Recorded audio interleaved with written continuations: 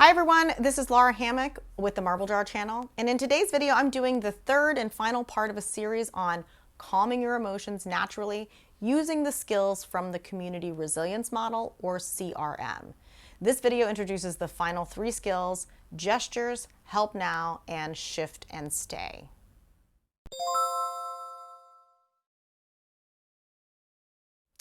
So the first video in this series gave a simplified overview of our nervous system and how it helps us to survive. I explained the two systems that activate us to fight or flight when we are in danger, which is the sympathetic nervous system, and the one that calms us back down after the danger has passed, the parasympathetic nervous system. These systems work together to help us stay in our resilience zone when we have distress or upsetting experiences.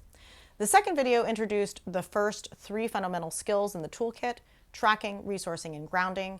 These skills train you to notice when your body feels distress or wellness, and it helps you to activate your parasympathetic nervous system to calm you down when you are in distress, or by either taking you to a detailed calming world, which is resourcing, or forcing you to be physically present in the world that you exist in now, grounding. This video will teach the final three skills of the Community Resilience Model, which was developed by the Trauma Resource Institute and its executive director, Elaine Miller-Karras.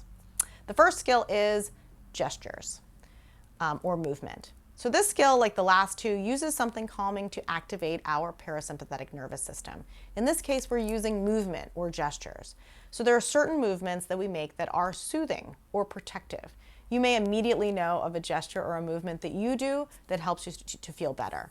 If nothing comes to mind, the next time you're feeling particularly calm, pay attention to the movements that you are making and see if you can determine which ones are soothing or protective. So I can tell you that one of the things that I do is twist my ring. I replaced my original uncomfortable ring band with a dull gray solid titanium one for this very reason. It's soothing.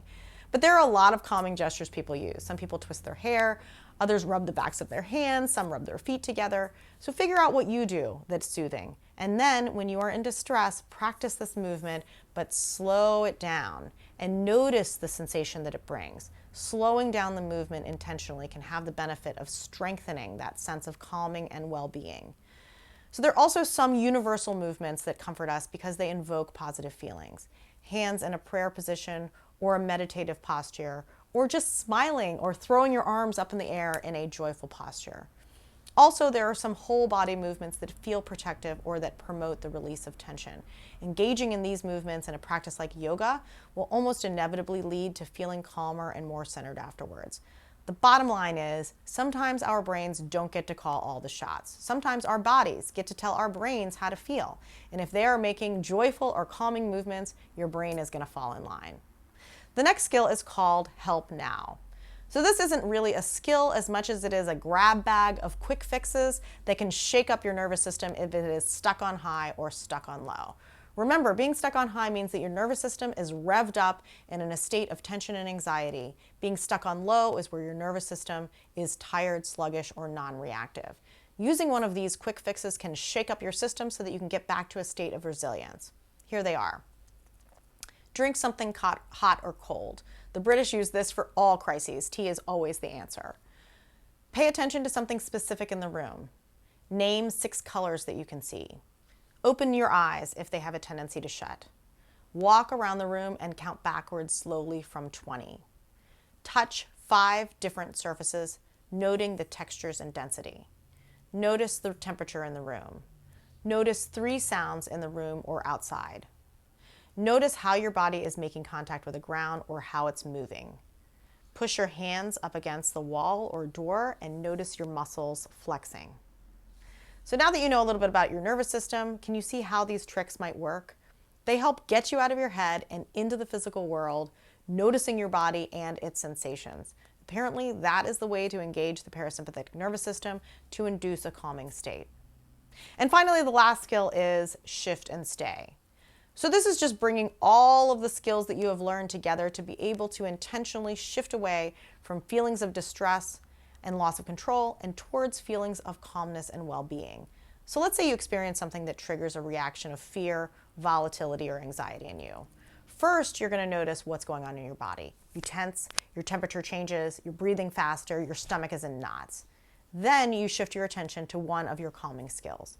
You could shift your attention to a detailed, immersive experience of a resource like your favorite pet, your loving grandmother, or your favorite spot on the beach, or skiing down a ski slope. Or you could shift your attention to the places in your body that are touching the ground or being supported and intensify those sensations to really feel present. Or you could enact a calming movement that soothes you, brings you joy, or makes you feel protected. Or if you are really unable to get stuck, you could use one of those 10 tricks in the Help Now toolbox. Things like walking around and counting backwards from 20, drinking a hot drink, noticing 6 colors, or touching some surfaces, noticing textures and how they feel.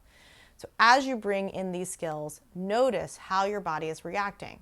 Bring your attention away from the feelings of distress and focus instead on the feelings that are more comfortable or calming. Take your time as you do this. Notice when your heart rate decreases, your breathing slows down, and your stomach settles down.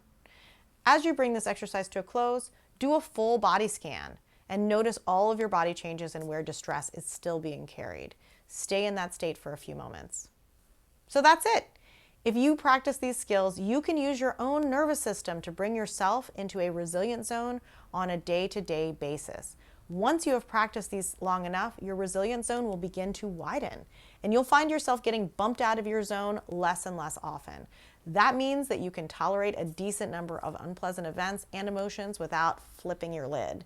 This is the goal, not to get rid of unpleasant thoughts or feelings, but be able to tolerate them better and to live life without avoiding or suppressing your emotions or reactions. These skills are basic to being human, so they can be taught to really, really young kids and adults, to groups or to individuals, and to people of all different cultures and ideologies. Even the information about the nervous system is simple enough that 5-year-olds can understand it. It taps into our natural human resilience and our ability to bounce back from difficult experiences. Let me know what you think. Comments are always appreciated, and thanks for watching.